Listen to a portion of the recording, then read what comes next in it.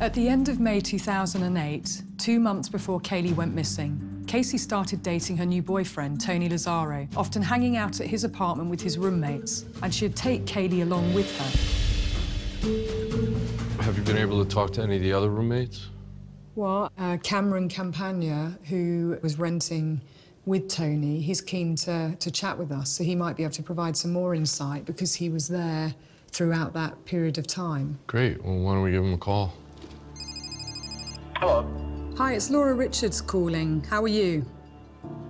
Good, how about yourself? I'm very well, thank you. We've been really trying to understand Caylee. What was she like as a little girl? Can you describe her? Oh, she was adorable. She was energetic, very polite, and she's always laughing. Seemed like she was always having a great time, you know. She was talking, walking, and interacting with you all? Yeah, she wasn't a shy little girl, but she also wasn't wild or anything like that. And how would you describe her interactions with Casey? Casey seems like a really good mom, you know. I never saw her, like, yell at her or anything like that, or seem like there was any mistreatment or anything. Caylee would found something or drew a picture or something like that. She would show her mom, and Casey would say, "Oh, good job, honey," you know. She's a loving mom. And you saw them interacting together? Yeah, Caylee was doing that. She was such a young girl.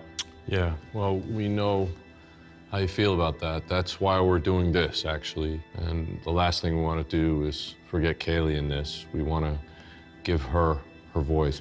Well, thank you for your help. We appreciate your time. Oh, no problem. Well, that was a very informative call. It is really interesting. You know, she was a good mother, and she did spend time interacting with her, and that Caylee was a confident little girl. Have you been able to talk to any of the other roommates? Well, I know that Clint House, who's one of the friends of Tony Lazzaro, and he was living at the house at the time when Casey and Caylee were going there. He might be able to provide some more insight because he was there throughout that period of time. Great. Clint testified about his experiences with Caylee and Casey. During the time period of May, June of 2008, did you meet a woman by the name of Casey Anthony? Yes, I did. She seemed like a fun party girl. Somebody that would probably get along well with our group of friends. Hi, Clint. How are you? I'm very well. Laura Richards. Nice to meet you. Nice to meet you, too. Clint, when did you first meet Casey Anthony? First time I ever met Casey was in 2008 through my friend Tony, who was also my roommate. When was the first time that you met Caylee? A few weeks after Tony and Casey started dating, she decided to bring Caylee over. The first time that she came into our apartment with Casey, she came walking in, she had a big pair of sunglasses on, and she immediately says, "What's up, dudes?" And then just kept walking right in. She was interacting with you the minute that she walked into the room. Very engaging. Would you say she was well looked after and her needs were being met? Oh, absolutely. She was never screaming about how hungry she was, or she never came over in dirty clothes or a dirty diaper. I never saw Casey raise her voice at Caylee. I never saw her strike Caylee. From what I saw, Caylee loved her mom. You know, there was one time when she stopped coming around that I said to Casey, you know, like, "Where's Caylee?" Because it had gone from at least 3 or 4 times a week to nothing.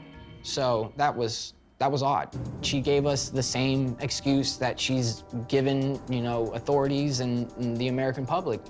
She's with my nanny or she's with my mom. And we didn't really have a reason to not trust her. Okay. Fast forward to the trial, hearing that she had been missing for 31 days and nobody had seen her in over a month, it's terrifying. When I first met her, I'll describe her as a good mother. What I'll describe her as now is a liar.